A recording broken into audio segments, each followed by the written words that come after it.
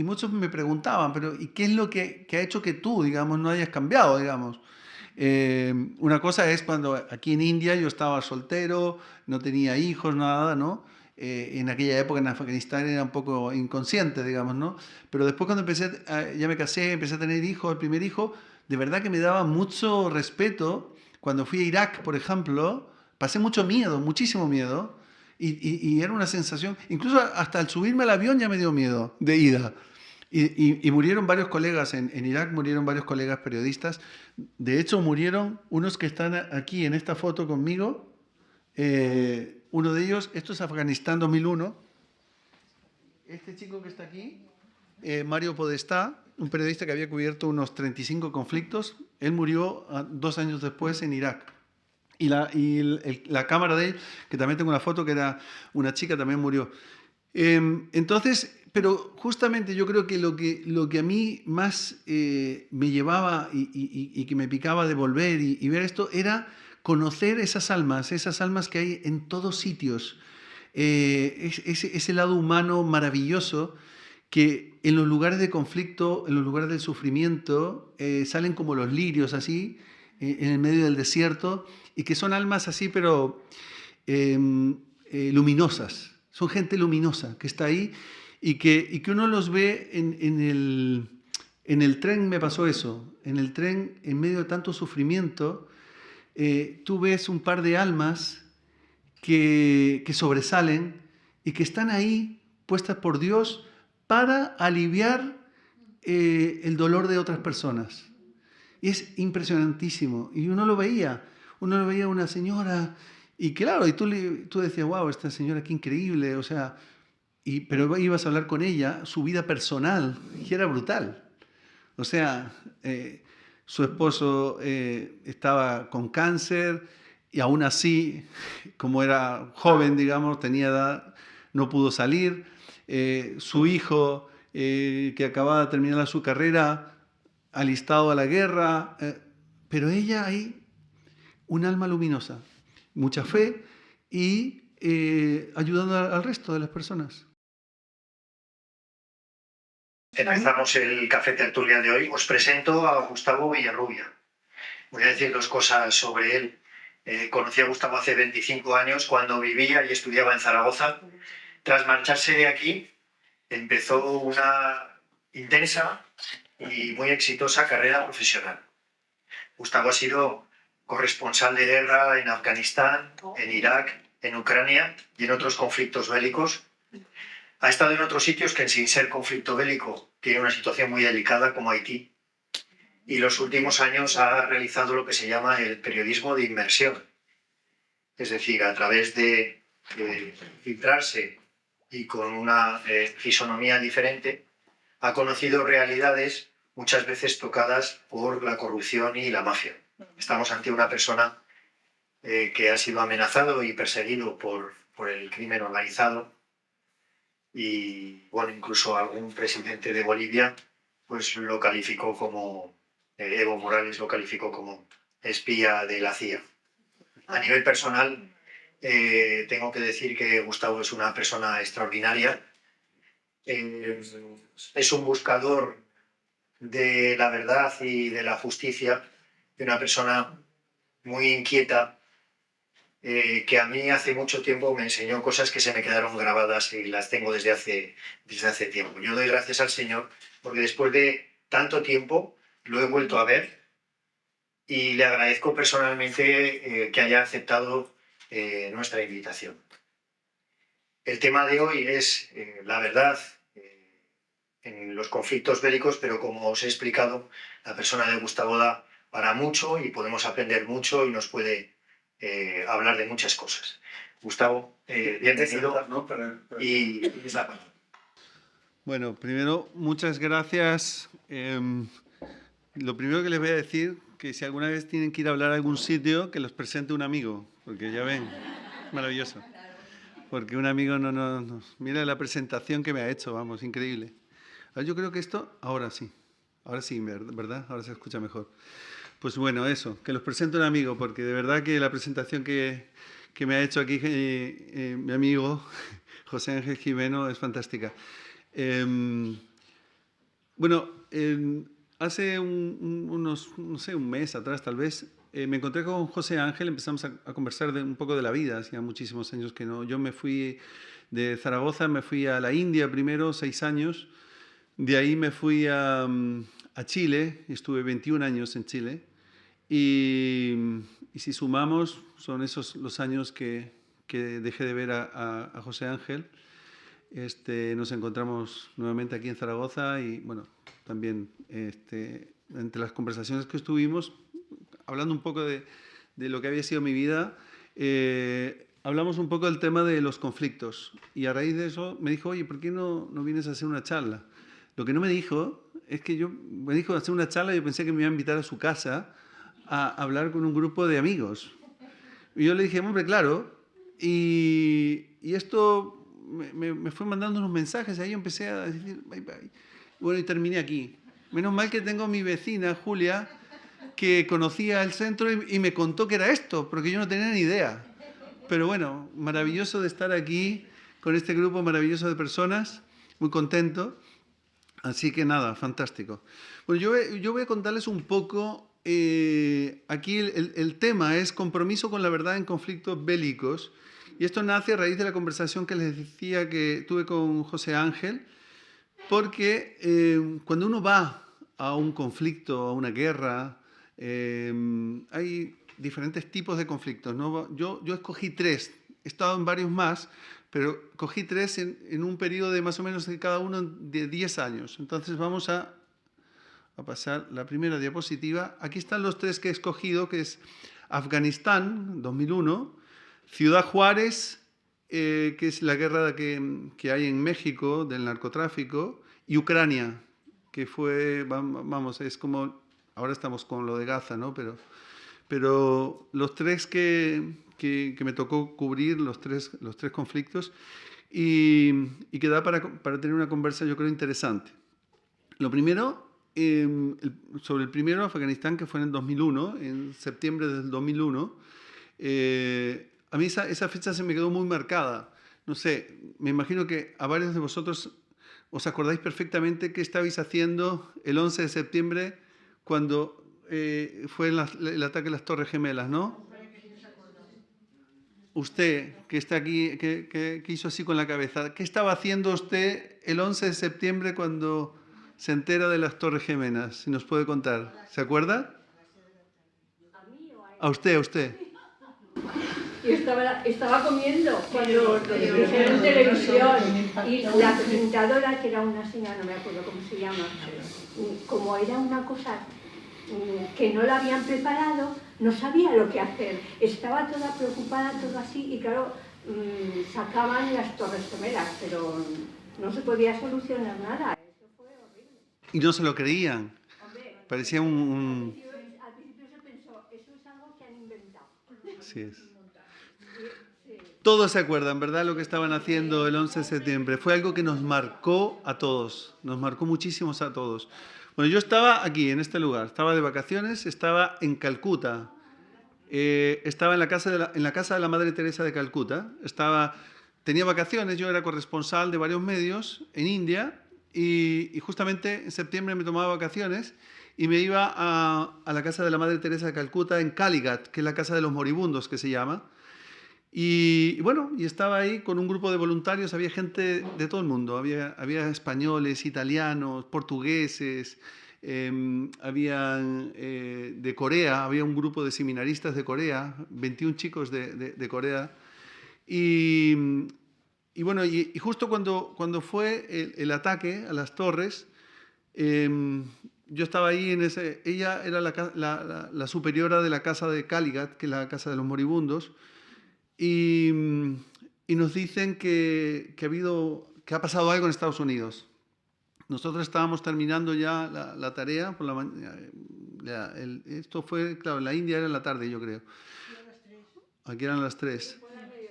Claro, allá eran como las 6 de la tarde, algo así, yo creo, porque era la hora más o menos que yo terminaba la jornada de voluntariado. Y llegué al hostal, donde me quedaba, y ahí era un hostal que prácticamente estaba lleno de... Los únicos que se quedaban ahí eran voluntarios de varios países que ya nos íbamos conociendo, llevábamos casi, no sé, 15 días ya de voluntarios, compartíamos mucho. Y entonces yo llegaba, y cuando llegué todos me decían, ¿no? Oye, tú que eres... Ellos sabían que yo trabajaba para CNN en esa época. Y todo, oye, tú que eres periodista, ¿qué haces aquí? Mira lo que está pasando. Y yo cuando miré, me pasó un poco lo mismo. No, o sea, ¿qué es esto? No me lo creía, ¿no? Y bueno, llego y tenía como, no sé, unas 6 llamadas perdidas desde Atlanta, de Estados Unidos, diciéndome lo que estaba pasando. Y era la productora, que era una catalana que vivía en Estados Unidos, que era la encargada de los corresponsales, y que me estaba llamando así como... yo estaba muy cerca, digamos, de Afganistán, entonces diciéndome para que me fuera para allá. Y así hice. El día 14 de septiembre ya estaba yo en Islamabad, en Pakistán. No era un problema en ese sentido, porque nosotros íbamos a estar ahí, tuvimos al final 25 días, yo creo, y nos íbamos, pero esta gente se quedaba ahí, iba a estar ahí. Y además tenían otra cosa, que por ejemplo pasaba que el Canal 44 un día lee lo que llamaban las narcomantas, eso que le mostré antes, esos mensajes se llamaban narcomantas. Manta le llamaban el cartel, ¿no? Entonces graban unos carteles de un cartel, y el otro cartel había puesto unos carteles en otro lado, pero por lo que sea la televisión no llegó ahí. Ese mismo día por la tarde, en unos camiones gigantes, llegaron estos narcotraficantes, tiraron las puertas del canal, tenían unos portones donde estaban los estacionamientos, que eran unos portones de hierro, con unos camiones, tiraron los portones, cogieron se bajaron del vehículo, ametrallaron a todos los vehículos de todos los periodistas que tenían su coche ahí aparcado, y les pusieron las mantas que ellos no habían ido a grabar. Así era la cosa. Imagínense el miedo de vivir y de tener que ser periodista y informar en un sitio así. Bueno, esto termina que al final decide el canal, y con los otros medios no vamos a cubrir ya las muertes, porque si no esto se estaba digamos, transformando en esto una especie de publicidad y de mensaje de unos narcotraficantes a otros, ¿no? Bueno, en el 2009 fueron asesinados en Ciudad Juárez 2.650 personas. Fue un promedio de 7 asesinatos diarios. Esto es 2009. Yo ya había estado en 2 guerras, en Irak y en Afganistán, y había estado en un conflicto en Haití, que había muerto muchísima gente, pero yo les puedo decir que en esos 25 días yo vi unos 45 asesinatos, una brutalidad. O sea, no era... Además, gente que uno había visto 2 días antes, porque habíamos estado hablando con ellos, al día siguiente te enteras que lo mataron. Y eso nos pasó, por ejemplo, en una feria que se ponía los miércoles. Nosotros habíamos ido, vivíamos, el hotel estaba muy cerca. Yo había ido unas 2 o 3 ocasiones, había bajado a la feria, me había hecho como amigo de algunas de las personas que están ahí en la feria, y un día estábamos saliendo, de repente tiroteo. Uy, ¿qué pasó? En la feria. Bajamos a la feria y personas que habíamos estado hablando con ellos todos esos días, muertos, ahí tirados, ahí muertos, y recién muertos, desangrándose. Una brutalidad. Ese año, Ciudad Juárez fue la ciudad más peligrosa del mundo, y curiosamente, del otro lado del puente, la ciudad del Paso, ese año fue la ciudad más segura del mundo. O sea, imagínense qué contradicción, ¿no? Un puente dividió ese año la ciudad más peligrosa con la ciudad. A raíz de esta presentación, cuando fui a buscar las estadísticas para recordar cuántas personas habían muerto en Ciudad Juárez, nosotros hicimos un reportaje contando todas esas historias, y me metí al INEGI, Instituto Nacional de Estadística y Geografía de México, es del gobierno de México, y me encontré que de enero a diciembre del 2023, el año pasado, se registraron 29.000 homicidios en México. O sea, 30.000 personas mataron en México el año pasado. O sea, no ha cambiado nada. Y aquí los homicidios fueron por armas de fuego 71%. Ella es la que está detrás del burka, ¿ven? Y pasó algo increíble porque en esta manifestación que hace esta señora, se empiezan a llegar mucha gente con burka, se empiezan a sacar el burka y se empiezan a conocer. Gente que no se conocía, que eran vecinos de puerta, digamos, y llevaban 5, 6, 10 años, pero nunca se habían visto la cara, porque no podían, porque tenían que andar detrás. Y eso para mí fue algo increíble. O sea, poder ver cómo, miren la fisonomía de estas dos señoras, eran dos vecinas, que al descubrirse la cara se están conociendo por primera vez. Y fue algo realmente increíble, o sea, era otro mundo. Uno estaba en un mundo que si te lo contaban en una película tú dirías que exagerado, ¿no? Pero no, era aquí era la realidad que superaba la ficción. Bueno, pasaron 2 días, 2 o 3 días, y a Fátima van y la intentan matar. La van a buscar a la casa, ella ya desconfiada, no dormía en el mismo sitio siempre, le hacen un atentado, intentan matarla, le vuelan la casa, de hecho, menos mal que no estaba, y nosotros nos enteramos, de hecho yo me entero porque una de las señoras me avisa que están buscando a Fátima, que la quieren matar. Entonces yo le dije, bueno, tenemos que hacerlo público, tenemos para desenmascarar a esta gente, ¿no? Si supuestamente ya los talibanes ya no están aquí y a Fátima la están matando por traer dignidad a la mujer, pero estábamos en este gran dilema de qué hacíamos, ¿no? O sea, si yo la entrevistaba, la podría poner en riesgo, ¿no? Porque, y además la estaban buscando. Y bueno, pero por otro lado, si nosotros no hacíamos público esto, ella corría más riesgo. Entonces, por medio de una señora, me llevaron a la casa de ella, donde ella la estaban escondiendo, y decidimos hacerle una entrevista, pero no con cámara. Aquí yo no tengo cámara, solo hice una entrevista grabada, con eso que tengo en la mano es un micrófono.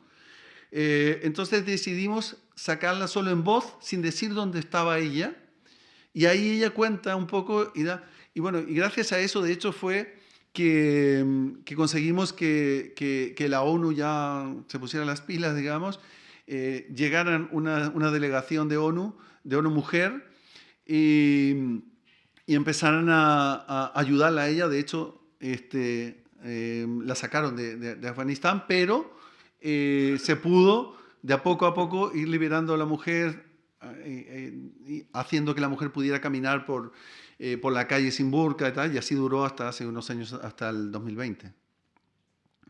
Bueno, la guerra de Afganistán comenzó en octubre del 2001, como les decía, con el lanzamiento de la operación, imagínense el nombre de la operación, se llamaba Operación Libertad Duradera, así le llamaron a la operación, que era la OTAN, pero liderada por Estados Unidos. El costo humano de la guerra, en 20 años de guerra, fueron 2.442 soldados americanos, muy pocos, digamos, o sea, para lo que hoy pasa, si vemos en lo que está pasando en Ucrania y tal. 1.144 soldados de la Alianza del Norte, que eran las tropas de otros países que apoyaban a los americanos en esto. 3.840 personas contratistas, que son personas que van a apoyar la guerra, pero en labores de otro tipo de trabajos. 51.000 insurgentes afganos, que ahí, bueno, y 70.000 civiles.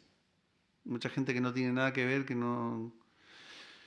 66.000 miembros de las fuerzas afganas de seguridad, los policías y militares, que ellos fueron los que más sufrieron. De hecho, los mataban así de una manera...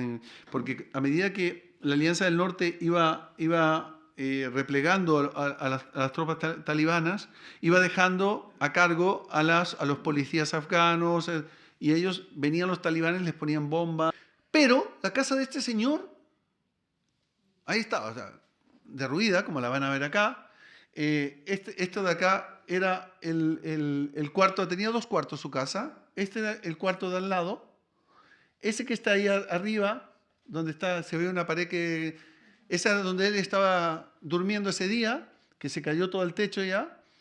Esta era la cocina, la que está ahí al lado. Este es el árbol que tenía al lado de la casa, donde fue a parar su coche. Y bueno, y unas imágenes que tenía dentro de la casa que volaron y quedaron afuera. Esa es la casa de este señor por dentro.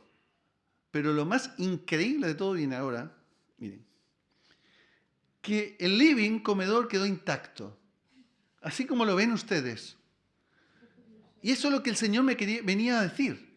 Pase, pase, dice, yo me salvé, dice, por Dios, decía, por Dios, traduciéndome el chofer. Digo, ¿cómo que por Dios? Sí, dice, miren. Y yo entro a la casa y veo esto y veo un cuadro de la Sagrada Familia, y yo lo primero que pienso, digo, este cuadro no puede estar ahí, la casa toda ahí, y ese cuadro, le digo, ¿esto lo puso usted? No, no, ese cuadro siempre estuvo ahí, y fue lo que me salvó, dice. Del otro lado está mi habitación, mi cuarto, dice. Cuando empiezan, fueron unas 6 bombas que cayeron. Cuando cae la primera bomba, él se despierta y se viene corriendo y se viene para acá. Se viene al living. Ustedes vean, o sea, podrán creer, no podrán creer, podrán lo que sea, pero miren lo que es esto. O sea, la casa es lo que vieron anteriormente, es esto.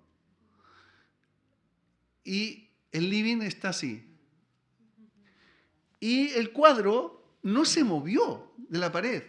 Que de hecho, claro, mi curiosidad fue más allá. Fue a ver cómo estaba, si estaba, no sé, pegado. Y tenía un clavito como el que le ponemos cualquiera ahí en la casa. No es que estaba atornillado con unos tornillos así grandes y con tuercas detrás. No, no tenía nada. Tenía un clavo normal y corriente y ahí está. El cuadro es maravilloso y era un regalo que le habían hecho a la mamá de él, y él lo tenía ahí, ese cuadro, y no lo movió, y ahí estaba. Ese es el cuadro que él tenía. Y el hombre convencidísimo, y quería que yo lo grabara y que saliera esto en la tele, para contar que él, si él se había salvado, había sido por el cuadro de la Sagrada Familia.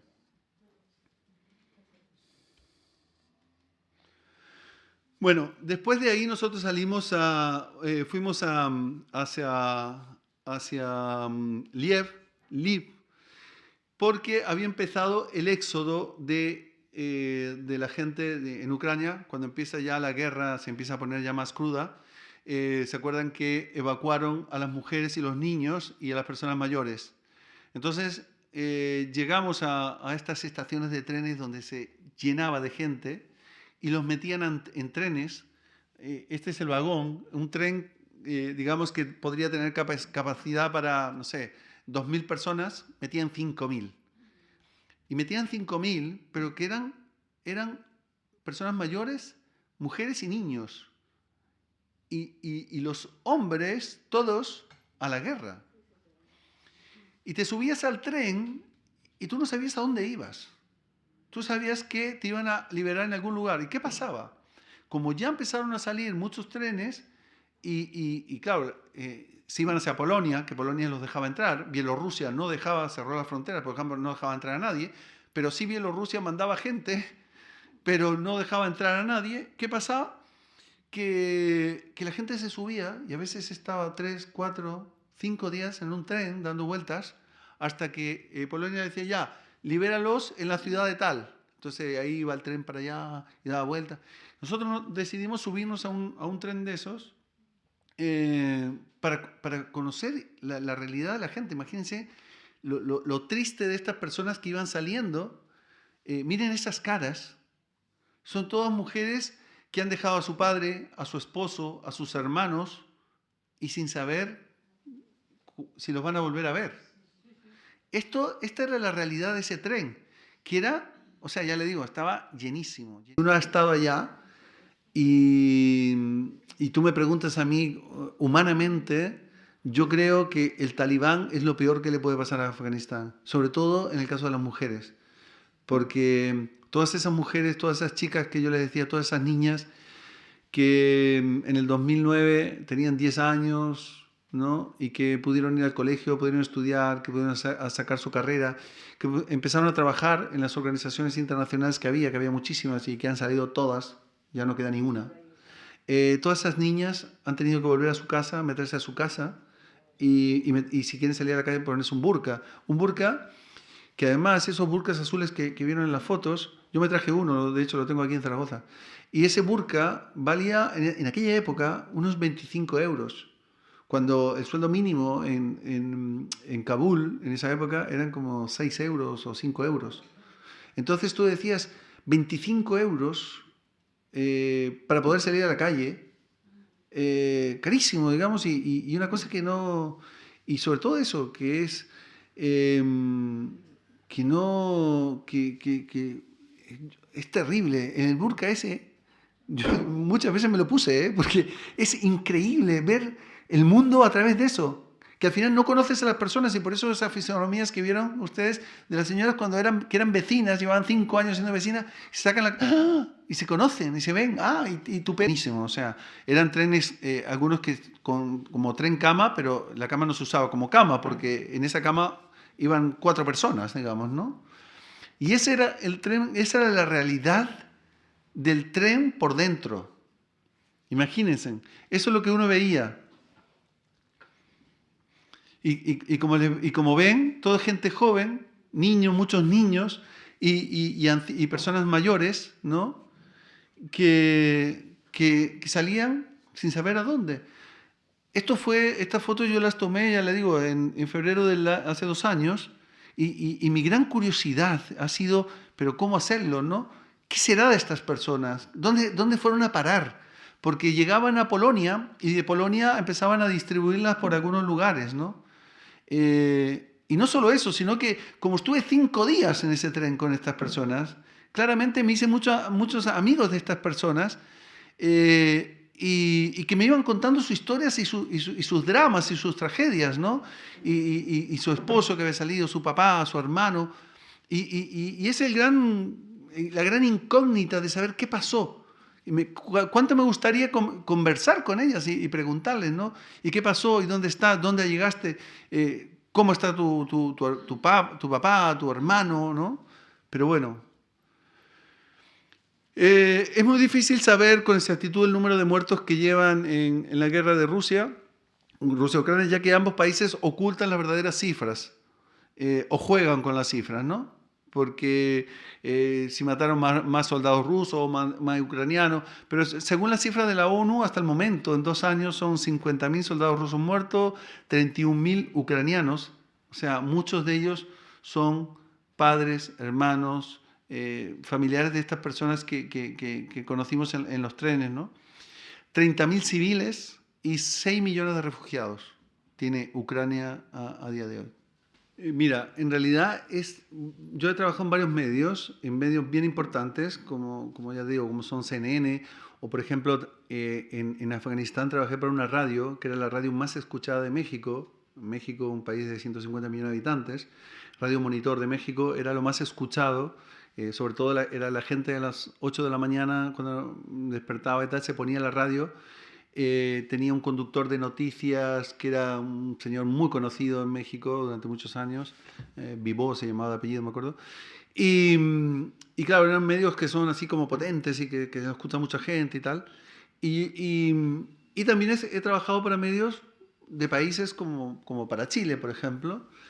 Y yo creo que nunca tuve o sea, no conozco el mandar una noticia y que te la editen. Eso no lo conozco, no lo he vivido, no me ha pasado, no sé si pasa, o sea, he escuchado que pasa y tal en algunas redacciones, a mí nunca me ha pasado, digamos, de lo que yo he mandado no me lo han editado, no me han dicho, no, esto no puede ir, no he trabajado para ese tipo de medios. Lo que sí te digo que, en la pregunta que tú hacías, digamos, uno, cuando está dentro de un conflicto, como estos que les acabo de mostrar, tú eres una hormiga ahí dentro. Y no tienes una visión de todo lo que está pasando. Entonces, lo que hace uno, digamos, es buscar historias para poder ilustrar el drama, ¿no? Con la idea de evitar de que esto pase, ¿no? De levantar fuerzas para que esto se termine, ¿no?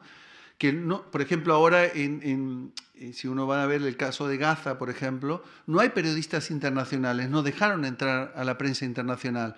Y de hecho, los únicos que estaban, que era la cadena Al Jazeera, ahora también la han cerrado y tal.